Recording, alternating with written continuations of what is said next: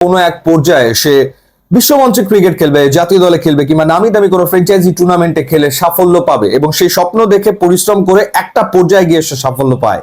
কিন্তু কিছু প্রতিভা একেবারেই বিরল, যারা আসলে ওই কৈশোরেই নিজের স্বপ্নকে ছুঁয়ে ফেলে, এবং ভাইভাব সূর্যবংশী তাদেরই একজন। ওয়ান্ডার বয় তাকে আসলে বলা হচ্ছে। 14 বছর বয়সে আইপিএল এ অভিষেক, আইপিএল এর ইতিহাসে সর্বকনিষ্ঠ ক্রিকেটার, এবং প্রথম বলেই 6। আইপিএল এর ইতিহাসে প্রথম বল খেলতে নেমেই 6 হাঁকালেন লখনৌ সুপার জায়ান্টসের এগেইনস্টে। 34 রানের একটা ইনিংস খেললেন, তার প্রতিভার একটা ঝলক দেখালেন। দ্বিতীয় ম্যাচে আরসিবির এগেইনস্টে 16। থার্ড ম্যাচে এসে সবাইকে তিনি বিস্মিত করে দিলেন সেঞ্চুরি হাঁকিয়ে, এবং সেঞ্চুরি যে সেঞ্চুরি আইপিএল এর ইতিহাসের সেকেন্ড ফাস্টেস্ট সেঞ্চুরি হাঁকিয়েছেন। এর আগে 2013 সালে ক্রিস গেইল সেঞ্চুরি হাঁকিয়েছিলেন 30 বলে, এবং ভাইভাব সূর্যবংশী তিনি শতক হাঁকালেন 35 বলে। 2013-তে ক্রিস গেইল এই ঘটনা ঘটিয়েছিলেন, 2025-এ ভাইভাব সূর্যবংশী তিনি 35 বলে সেঞ্চুরি করেছেন, এবং এই সেঞ্চুরি করতে গিয়ে তিনি 11টা ছক্কা হাঁকিয়েছেন, 7টা 4 মেরেছেন। 101 রানের ইনিংস, 265.78 হচ্ছে তার স্ট্রাইক রেট, এবং ভারতীয় ব্যাটারদের ভেতরে এক ইনিংসে সর্বোচ্চ ছক্কা মারার রেকর্ড তিনি গড়েছেন। একই সাথে এই সিজনের ফাস্টেস্ট 50ও তিনি করেছেন, 17 বলে তিনি 50 তুলে নিয়েছেন।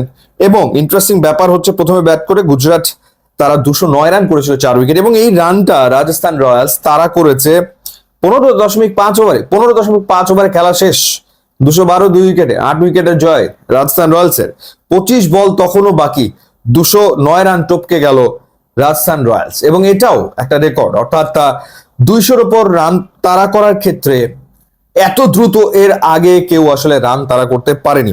সো বোঝা যাচ্ছে যে ঝড় বইয়ে দিয়েছেন দুই ওপেনার ইয়াশভি জয়সওয়াল এবং ভাইভাব সূর্যবংশী। 40 বলে 70 রান করে জয়সওয়াল তিনি আসলে অপরাজিত থেকেছেন। এবং যদি বোলারদের কথা বলি, আরো একটা ব্যাপার না বললেই নয়, যেভাবে তিনি আসলে সেঞ্চুরি পূর্ণ করলেন সূর্যবংশী, অর্থাৎ রাশিদ খানকে ছক্কা মেরে তিনি তার শতকে আসলে পৌঁছে যান, এবং সবাই আসলে উঠে দাঁড়ায়, অভিবাদন জানায় এই ইয়াংস্টারকে, এই ওয়ান্ডার বয়কে। অর্থাৎ তিনি যে বিরল প্রতিভা, তিনি যে স্পেশাল, তিনি যে বিশেষ কিছু, সেটা আইপিএল এর থার্ড ম্যাচেই আসলে বুঝিয়ে দিয়েছে। ইনফ্যাক্ট প্রথম ম্যাচে তাকে খেলার পর অনেক হইচই হওয়ার পর অনেকে সমালোচনা করেছে যে টিকে থাকতে পারবে কিনা, দেখা যাক পরের সিজনে দল পাবে কিনা, এরকম কথাও আসলে হয়েছে। কিন্তু তার যে প্রতিভা, রাজস্থান রয়্যালস যে সেই প্রতিভাটা আসলে চিনেছে, সেটা তো বলতেই হবে। এবং রাহুল দ্রাবিড়ের কথা ভুলে গেলে চলবে না। মানে জহুরির চোখ, রাহুল দ্রাবিড় ইন্ডিয়ার বয়সভিত্তিক দল নিয়ে কাজ করেছেন, ইয়াংস্টার্সদেরকে উঠিয়ে এনেছেন, এবং এই সূর্যবংশীর উপরে রাহুল দ্রাবিড় তিনি তার আস্থা কিন্তু ডেফিনেটলি রেখেছেন, এবং কোচের আস্থার প্রতিদান সূর্যবংশী আসলে দিলেন অদ্ভুত সুন্দর এক ইনিংস খেলে। এবং সেঞ্চুরিটা যে তিনি করেছেন 100, যেটা বললাম যে 101 রান তিনি করেছেন। মজার ব্যাপার হচ্ছে এই 101 রানের ভেতরে 94 রান এসছে তার 4 আর 6 থেকে। 101 রানের ভেতরে 94 রান 4 আর 6 থেকে আসার মানে হচ্ছে তার যে ইন্টেন্টটা তিনি ক্রিকেট খেলেছেন সেটা যে অ্যামেজিং। অর্থাৎ প্রত্যেক বলে হিট করা, হ্যাঁ অনেকগুলো ফলস হিট হয়েছে, অনেকগুলো ফলস হিটে সে আসলে বাউন্ডারি পেয়ে গেছে।